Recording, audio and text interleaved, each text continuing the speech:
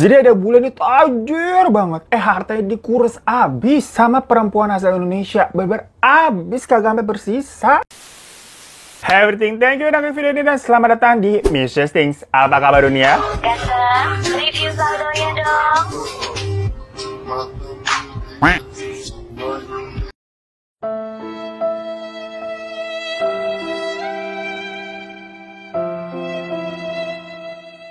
Gengs, PPKM dia panjang lagi nih. Ngapain ya di rumah makin bingung? Yaudah kita ngerawat kulit tubuh aja kali ya. Yang kalau hari-hari biasa kan sibuk kerja. Ya, boro-boro itu mah mandi. Kalau udah telat bangun, ke kantor pakai parfum doang, kagak ada adegan mandi. Makanya saatnya kali ini ya, kita manjain kulit pakai rangkaian body care dari Nibel Skin. Jadi Nibel Skin ini punya 3 step produk gengs, yaitu body scrub, body wash, dan body lotion. Nah, hari ini kita mau ngebahas yang pink dulu nih karena ini ada kandungan niacinamide-nya. Biasanya kalau kita skincarean, kan apalagi gue nih pakai produknya Miracle Grow Series, itu ada tuh kandungan niacinamide buat muka.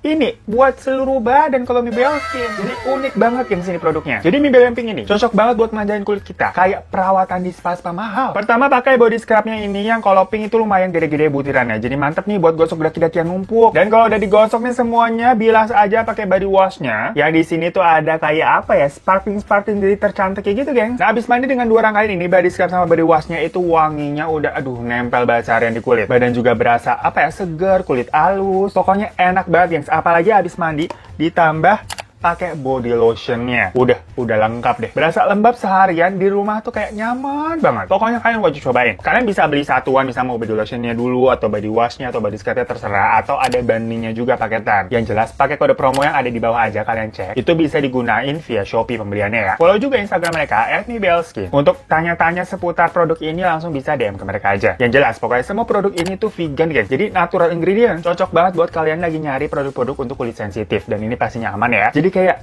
berasa spa terus seharian di rumah. Kalian cobain deh.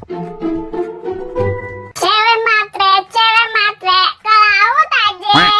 Tahu nggak kalian nama lagunya? Tapi gue heran sama tuh lagu, kenapa itu cewek disuruh ke laut ya? Ke laut mana maksudnya? Kalau matre ke pantai selatan. Disuruh pesugihan sama ratu pantai selatan. Apa gimana sih maksudnya, biar nggak morotin duit orang begitu? Apa mungkin disuruh ke laut Bali? Ya dibalikan, maksudnya tuh banyak laut-laut dan banyak bule ya. Kan bule tajir-tajir tuh emang. Inceran cewek-cewek yang suka pada tuh gede-gede. Rekeningnya gede maksudnya.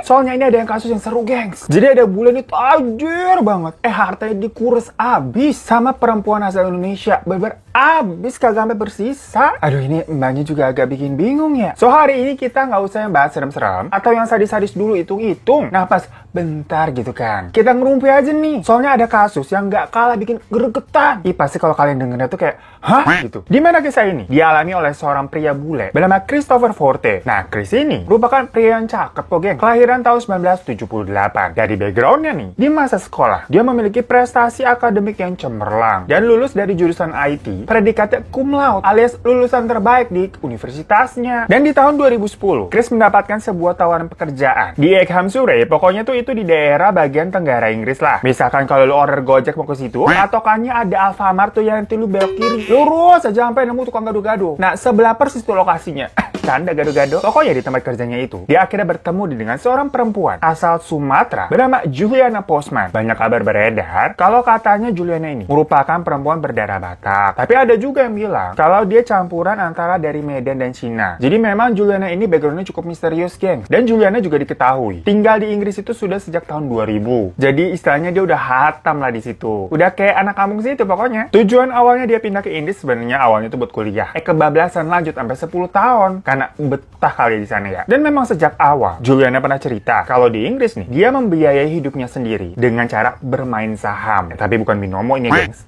Dimana Juliana itu sering bermain saham Jerman bernama DAX atau DAX. Pokoknya Juliana ini ngaku jago banget main saham, kayak cewek-cewek trading begitu kan, keren. Nah, ngedenger hal itu Chris langsung terkesima nih. Yang beranggapan kayak, wah gila nih, ada cewek kayak gini zaman sekarang. Udahlah cantik, pendidikannya tinggi, pinter cari duit sendiri, mandiri banget. Pokoknya, aduh, perfect deh. Akhirnya makin lama ya udah, makin dekat tuh mereka. Dan menurut Chris, Juliana ini juga awalnya manis banget. Ngalah-ngalahin manisnya donat gopean tuh. Sifatnya juga ramah terus sopan, geng. Sampai Chris ini pokoknya kecantol banget. Dan mengenalkan si Juliana ini kepada kedua orang tuanya. Karena Chris ini merasa dialah wanita yang tepat. Dan ternyata ketika dikenalkan, orang tua Chris ini juga merasa suka nih sama si Juliana. Lah udah lampu hijau itu namanya. Ya udah, mereka akhirnya pun berencana untuk menikah di tahun 2014. Akan tetapi saat di jalan ini, Chris sebenarnya mulai menemukan adanya kejanggalan-kejanggalan. Jadi ternyata Juliana ini memiliki masalah dengan visanya, geng. Ya namanya kan dia juga belum jadi permanent resident ya, atau penduduk tetap di Inggris. Yang mana visa Juliana ini katanya tidak dapat diperpanjang. Mentok izinnya cuma sampai kayak tahun 2012 saja. Nah sayangnya saat itu Chris ini menganggap persoalan tersebut adalah persoalan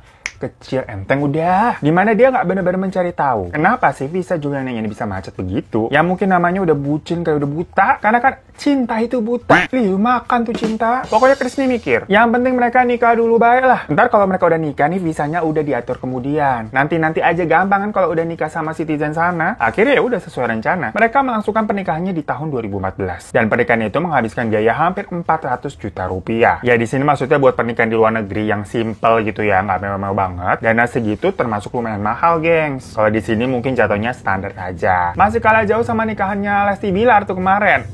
Mungkin tapi kalian bingung, loh katanya Chris kaya, kok nikahnya simpel-simpel doang di sana? Ih beda-beda mulut lu ya, kayak ibu-ibu julid yang suka ngomongin tuh kalau lagi dikawinin ngomongin catering. Kami gulingnya nggak enak ya, Jom. Apaan nih souvenir cuma gantungan kunci? Hati-hati kalian kalau bicara. Karena si Chris ini ngadain kawinan yang nggak cuma di sana doang, tapi ngadain juga pesta di Indonesia terus di Bali. Jadi beberapa kali yang di total dananya itu sampai 1 M lebih. Jadi beneran kaya ini, geng. Ya udah tuh abis kawin, Juliana meminta untuk kayak pindah rumah, kayak di rumah sendirilah. Tapi menurut orang tuanya Chris, mereka lebih baik tinggal bersama mertua aja lah. Soalnya kan mertuanya ini juga tua, gak ada yang ngurus. Dan rumahnya juga gede banget tuh, banyak kamar kosong. Sementara Chris ini anak tunggal, anak satu-satunya. Ya udah, Juliana akhirnya setuju untuk tinggal di PMI alias Pondok Mertua Indah. Siapa juga nih yang tinggal di PMI? Akur-akur ya lu sama mertua lu. Dan semenjak itu, kehidupan Juliana tinggal kipas-kipas aja, ungkang kaki udah. Hobinya traveling. Diketahui ini dia pernah jalan-jalan ke Taipei, ke Malta, ke Spanyol, Kroasia. Pokoknya totalnya tuh jalan-jalan hampir lebih dari 1 miliar. Terus dia juga belanja barang-barang branded. Pakai kartu kreditnya Chris kagak pakai mikir. Udah tinggal gesek. Sama aja kayak lu tuh main check out belanjaan Shopee. Bayarnya pakai Shopee Pay Later. Abis itu bingung dah mau bayar pakai apa nih ngelunasin. Sampai suatu hari di kantornya Chris ini ceritanya ada orang baru nih datang. Cuk datang gitu, anak baru kan. Ternyata si anak baru ini teman sekantornya si Juliana dulu. Nah orang itu kemudian menceritakan latar belakang Juliana yang suram, geng. Katanya Juliana itu nggak jago main saham. Dia bahkan kalah terus sampai terlilit banyak utang. Sampai nih debt collector itu sering banget datang ke kantornya tuh karena utangnya tuh gede banget katanya. Tapi teman kantornya rumpi juga yang ngomong gitu ya. Mendengar pernyataan tersebut ya Chris nggak percaya lah karena dia yakin nih istrinya cewek baik-baik dan tidak seperti apa yang diceritakan tadi. Nah ini tapi gue paham nih perasaan si orang kantor baru tadi tuh. Percuma emang kalau ngomong sama orang bucin nih kagak bakalan masuk, nggak bakal didengerin. Kayak kita nih nasihatin temen bucin, udah kita bilangin, dia tuh buaya, udah kagak usah balikin sama dia, nanti lu disakitin, nangis lagi ngadunya ke gua. Udah dijawab nih sama temen kita nih. Iya dia buaya ya ternyata. Ya udah deh, gua putusin aja. Besoknya kan kita mau follow up lagi ceritanya. Takutnya dia galau banget gitu abis putus, mau bunuh diri gimana kan serem ya. Kita tanya tuh, gimana keadaan lu? Dia jawab, aduh gua balikannya ternyata sama mantan gua. Dia mau berubah katanya. Iya. Kita kan kayak, hah? Ya maksudnya kan bukan mau niat jelek-jelekin ya. Soalnya yang ngomong tentang Juliana itu ternyata bukan cewek baik, bukan cuma si orang baru itu doang, geng. Diketahui nih, mantan pacarnya Juliana pernah menghubungi langsung ke Chris untuk menagih utangnya Juliana sebesar 231 juta. Tapi karena bucin, Chris ini selalu teredam tuh emosinya oleh omongannya Juliana. Kalau katanya semua itu bohong doang, yang orang-orang nih pada tahu nih aku nikah sama kamu orang kaya, makanya pada memanfaatin aku begitu. Sampai suatu hari Chris bener-bener speechless karena tiba-tiba nih si Juliana meminta uang sebesar 98 miliar katanya untuk mengurus visa. Tuh kan kita sampai kaget juga. Apakah gagal 98 miliar? Udah gitu mintanya diadakan kayak minta beliin ciki coba. Ya karena itu Chris tidak bisa memberikan uangnya secara penuh, dimana dia hanya memegang cash di berangkasa itu sekitar 870 juta aja. Tapi di situ si Juliana langsung ngerebut duitnya gitu dengan bilang, yaudah nggak apa-apa nih yang ada dulu aja deh. Jadi main langsung comot aja itu duit. Nah Chris bengong dong, dan dia kayak merasa stres. Langsung lah dia curhat sama orang tuanya. Pas Chris curhat nih, orang tuanya cuman, Diam aja. Tapi masang mukanya tuh sedih banget gitu. Lah Chris kan nanya nih, mohon maaf Pak, Bu, kan kita nih yang lagi curhat. Kenapa kalian yang kayak ketuk begitu air mukanya? Tapi ini pakai bahasa Inggris ya. Mereka ini rumahnya bukan tetanggaan sama si dua anak Betawi, kagak ledek begitu ngomongnya. Ternyata orang tuanya Chris ini ketekuk gitu air mukanya. Soalnya mereka nih mengaku kemarin nih, baru kemarin si Juliana tuh datang nangis-nangis ke mereka dan cerita tentang visanya juga. Karena nggak tega, namanya juga sama mantu kali ya. Akhirnya mereka memberikan 90% dana pensiun mereka ke Juliana tuh sejumlah 3 miliar gitu. Nah, itu si Chris kayak langsung ada background petir gitu kali. Hah? Dan dari situlah baru mereka sadar kalau Juliana ini adalah cewek pengeretan. Christopher baru tuh menyelidiki lebih dalam tentang siapa si Juliana ini, masa lalunya tuh gimana. Dan dari hasil investigasinya, nanya-nanya gitu kan, Kesana kemari membawa alamat. nah, akhirnya Juliana diketahui memiliki utang sebesar 67 miliar geng. Karena dia sering kalah saham dan sering melakukan pinjaman uang. Mengetahui hal tersebut, Chris langsung ngamuk lah sama istrinya itu. Tapi lagi-lagi kebucinan meruntuhkan segalanya. Juliana bilang kalau utangnya tenang bisa dicicil kok yang. Uang yang Chris sama mertuanya berikan itu masih ada di rekeningnya dia.